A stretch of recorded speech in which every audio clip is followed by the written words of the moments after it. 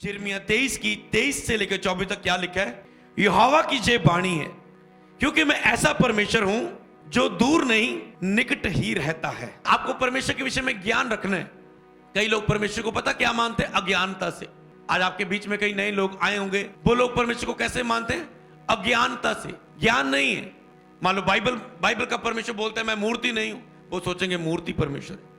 Bible का परमेश्वर बोलता है कि मैं दुनिया की बनाई हुई चीजें नहीं हूं, ये मेरी बनाई हुई चीजें हैं। मैं सृष्टि करता हूं, ये मेरी बनाई हुई चीजें हैं, पर ये चीजें परमेश्वर नहीं है। लोग क्या करेंगे? ये चीज परमेश्वर है, ये चीज परमेश्वर है, ये चीज परमेश्वर है, ये व्यक्ति परमेश्वर है, ये चीज परमेश्वर है। तो इसीलिए लोग अज्ञानता से मार रहे हैं। पाप भी करी जाओ, भक्ति भी करी जाओ, अज्ञानता में। जानते नहीं उसके विषय में, ज्ञान नहीं है। क्या जिसको आप पीढ़ियों से मानते आ रहे हैं, क्या उस विषय में आपको ज्ञान है? क्या वैसे ही चल रहे हैं? तो इसीलिए आपको एक चीज समझना है, आप चर्च में क्या लेने आए? परमेश्वर के प्रति ज्ञान कि परमेश्वर क्या है। जब आप परमेश्वर को जैसा समझते हैं वो वैसा आपके लिए होता है। चर्च में आने से पहले कोई व्यक्ति सोचता है ओ जी रसौली कितना निकल जोगी जी, वो पत्री प्रेयर द्वारा कितना निकल जोगी जी, वो जो 10 20 साल 25 साल तो नहीं होया। आपने देखा मेरे स्पिरिचुअल फादर की चर्च में बुढ़ापे में उनको बेबी मिला। ठीक है, आपको पता है, सुनी आपने गवाही, कितनों ने सुनी है? कितनी एज हो चुकी है उनकी, है ना? आज का ब्राह्मणों को उनको बोला गया था ना। तो लोगों को लगता है अभी ये नहीं हो सकता, अभी ये नहीं हो सकता, ये तो कैसे हो सकता है, ये कैसे हो सकता है, वो कैसे। पर जब वो चर्च में आते हैं, परमेश्वर के ज्ञान को सुनते हैं, अब उनको वचन सुन के हृदय में क्या पैदा हो गया? अंदरूनी नहीं, परमेश्वर से सब कुछ हो सकता है। अब उसके अंदर ये पैदा हो जाता है वचन सुन के। वो कहता पहले कहता नहीं हो सकता, उसके लिए नहीं हो रहा था। अब उसका फेथ बन चुका है, हो सकता है, परमेश्वर से सब कुछ हो सकता है। ठीक है, परमेश्वर कहता मैं तेरे लिए सब कुछ कर सकता हूं। फिर ऐसे मिरेकल्स होते हैं, ऐसे चमत्कार क्या होते हैं? पैदा होते हैं लोगों के जीवनों में। हालेलुया। ऐसे चमत्कार लोगों के जीवनों में पैदा होते हैं। कहता है मैं दूर नहीं हूं, मैं निकट हूं। सबसे पहले ये याद रखें। लोगों को लगता है परमेश्वर हजारों लखा करोड़ा किलोमीटर दूर है। नो, कहता है काश मेरा सिंहासन है, पर मैं इतना ज्ञानवान परमेश्वर हूं, बुद्धिमान परमेश्वर हूं। अगर तू यहां शब्द बोलेगा, मैं वहां पर फौरन में दुनिया के कोने कोने में उसी 1 सेकंड में वहां पर चमत्कार करने की सामर्थ्य रखता हूं। मैं निकट हूं, मैं दूर नहीं हूं।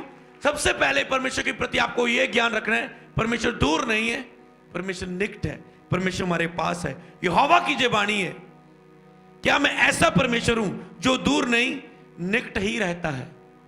कि जो दूर नहीं निकट ही रहता है, दूर नहीं पास ही रहता है। कई लोगों को लगता है प्रभु मेरे पास नहीं है, प्रभु मुझे महसूस नहीं हो रहा है, तो प्रभु मेरे पास नहीं। आपको लगता है अगर ऐसे ऐसे मैं हिल रहा हूं तो प्रभु का आत्मा मेरे अंदर है, अगर कुछ नहीं हिल रहा हूं तो प्रभु का आत्मा मेरे अंदर नहीं है। आप अज्ञानता से खुद अपने आप को इग्नोर कर देते, प्रभु मेरे साथ नहीं है। कभी ऐसा मत करें। आपको ना भी महसूस हो, आप यही बोलें वो मेरे साथ है, वो मेरे अंदर है, वो मेरे करीब है, उसका आत्मा मुझे, वो मेरे अंदर आ रहा है। आपको लगता है ना वो मेरे अंदर नहीं है, अंगीकार करो, वो मेरे अंदर आ रहा है, उसका आत्मा मेरे अंदर आ रहा है, वो मुझे अपनी ताकत से भर रहा है, अभी आने वाला है, अभी होली स्पिरिट आ रहा है, कुछ हो रहा है। बस ऐसे बोलें, क्योंकि आप भरोसा करते हैं कि वो है, तो वैसा वो आपके साथ है। तो हम कहीं भी शिप नहीं सकते उससे। एक चीज याद रखो, हम शिप नहीं सकते, हम शिप नहीं सकते। लोगों को लगता है धार्मिक स्थान है जी, रब देखता है, इतने चोरी नहीं करनी, तैयार नहीं करना। अरे वो हर जगह है, लेकिन वो हाथों के बनाए मकानों में नहीं रहता, वो आपके अंदर रहता है। इसलिए लिखा है तुम्हारा शरीर पवित्र आत्मा का मंदिर है जिसमें वो वास करता है। परमेश्वर आपके अंदर वास करता है, आपके अंदर रहता है।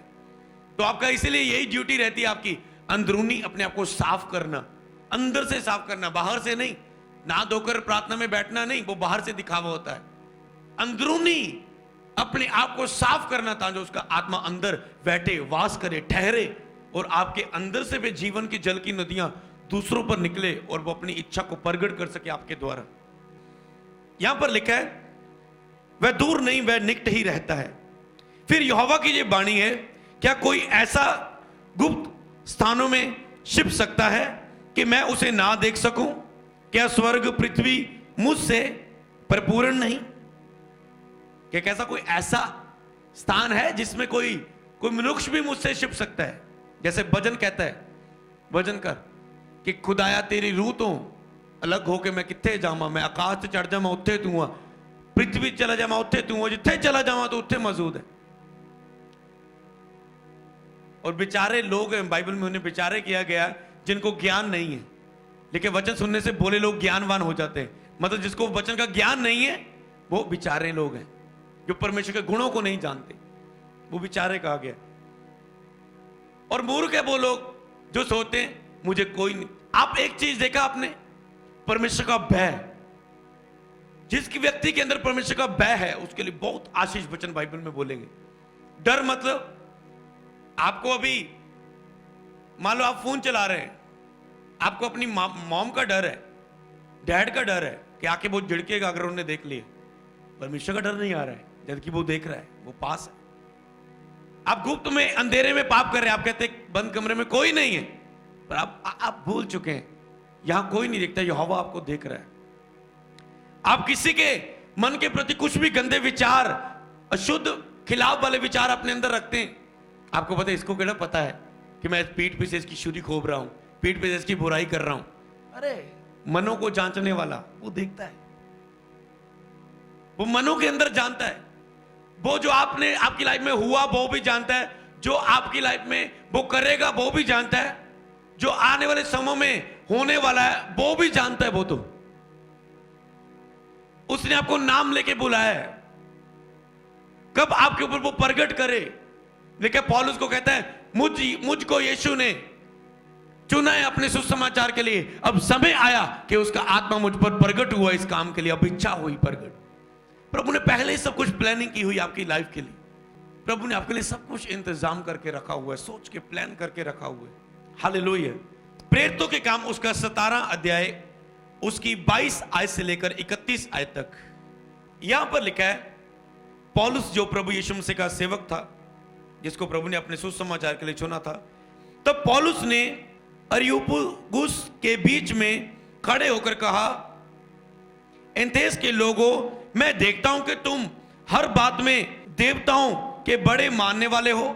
कहता मैंने देखा तुम्हारे बीच में तुम बड़े देवताओं को मानने वाले हो, क्योंकि मैं फिरते हुए जब तुम्हारे पूजने की वस्तुओं को देख रहा था तो एक ऐसी वेदी पाई जिस पर लिखा था अनजाने ईश्वर के लिए।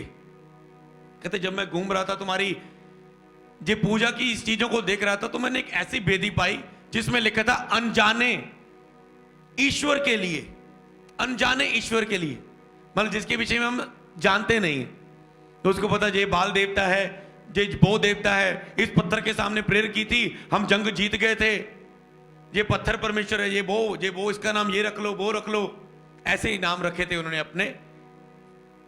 और एक बनाई थी कि अनजाने ईश्वर के लिए, इसलिए जिसे तुम बिना जाने पूजते हो मैं तुम्हें उसका सुसमाचार सुनाता हूं। उसने ढूंढ लिया पॉइंट, कहता जिसे तुम बिना जाने हुए ढूंढते हो, मानते हो, जानते नहीं हो, अनजाना ईश्वर लिखा है, मैं उसके बारे में आज तुझे बताने जा रहा हूं कि जिस परमेश्वर ने पृथ्वी और सब वस्तुओं को बनाया वह स्वर्ग और पृथ्वी का स्वामी होकर हाथ के बनाए हुए मंदिरों में नहीं रहता।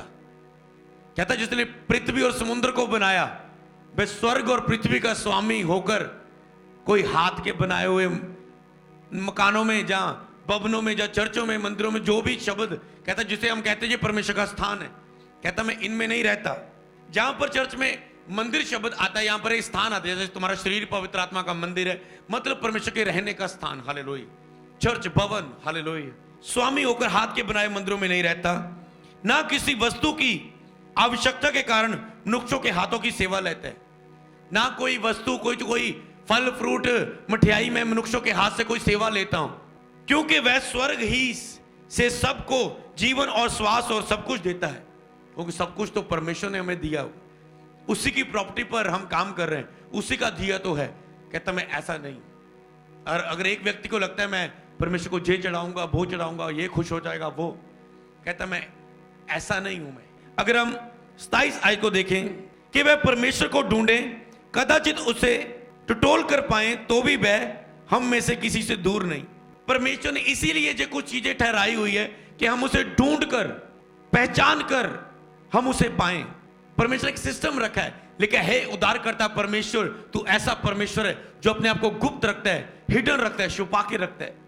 कई लोग रखते हैं परमेश्वर छुपा क्यों है, प्रगट क्यों नहीं होता, मुझे चंगा क्यों नहीं करता, उसको मेरे हालात पता क्यों नहीं, मेरे हस्बैंड को चेंज, मेरे बच्चों को चेंज क्यों नहीं करता, मेरे कर्जे को दूर क्यों नहीं करता।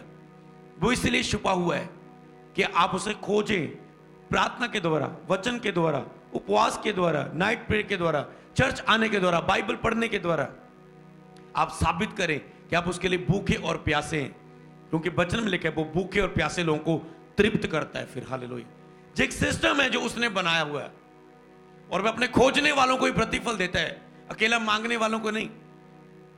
लेकिन तुम मांगते, तुम पाते नहीं। क्यों नहीं पाते? क्योंकि बुरी इच्छा रख के मांगते हो, खोजते नहीं परमेश्वर को। परमेश्वर से केवल चंगाई, आशीष, बरकत लेना चाहते हो, परमेश्वर को नहीं खोजना चाहते। सच्चा परमेश्वर कौन है? कई लोग ऐसे चर्च में आते हैं, वो आजा तेरा चर्च में कम बन जाएगा, तू ठीक हो जाएगा, तेरे हालात बदल चुके। अब वो व्यक्ति की ध्यान केवल अपनी प्रॉब्लम की ओर है, परमेश्वर को जानने की ओर नहीं, परमेश्वर को पहचानने की ओर नहीं कि सच्चा परमेश्वर कौन है दुनिया में, मैंने उसे प्राप्त करने, इस बात में मतलब नहीं।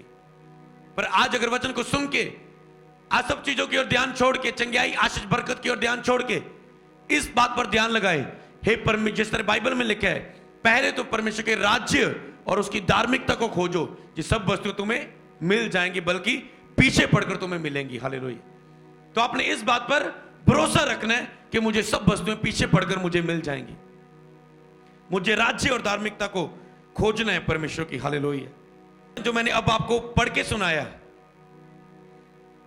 कि परमेश्वर को अनजाने में, अज्ञानता में परमेश्वर को ना माने, मतलब अनजाने में ना माने, अज्ञानता में परमेश्वर को ना माने, ज्ञान से माने, ज्ञान से माने। नहीं तो आप भक्ति कर रहे हैं, आपकी भक्ति व्यर्थ जा रही है। आप भक्ति कर रहे हैं, आप सोच रहे हैं प्रभु मेरी क्यों नहीं सुनता, लेकिन परमेश्वर का कान इतना बहरा नहीं तुम्हारी प्रार्थना को सुन ना सके, उसका हाथ इतना छोटा नहीं है कि तुम्हारे ऊपर लेहन करके तुम्हारा उद्धार ना कर सके। परंतु तुम्हारे अधर्म के कामों ने जो हवा से तुझको दूर किया है, कहते परंतु तुम्हारे पाप के कामों ने परमेश्वर से तुझे दूर किया। पर अब परमेश्वर ने अनुग्रह के समय में अपने भविष्यवक्ताओं के द्वारा, यीशु के द्वारा अपने ज्ञान को प्रकट किया। पर अब वह हर जगह सब मनुष्यों में मन फिराने की आज्ञा देता है।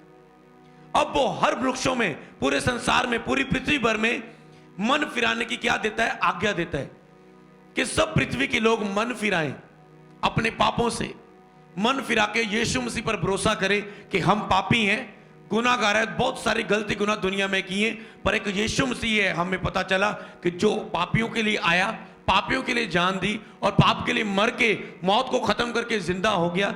हम उस प्रभु यीशु पर भरोसा करते हैं, विश्वास करते हैं कि यीशु ही प्रभु है, और हम सब पापों से मन फिराते हैं और यीशु पर भरोसा करते हैं। उसने जो मन फिराने की आज्ञा दी, क्योंकि उसने एक ही दिन ठहराया है जिसमें वह सब मनुष्यों के द्वारा धर्म से जगत का न्याय करेगा। एक दिन ठहराया है जिसमें वह पूरी दुनिया के लोगों का न्याय करेगा, जिसे उसने ठहराया है, और उसे मरे हुए में से जिलाकर ये बात सब पर प्रमाणित कर दी है।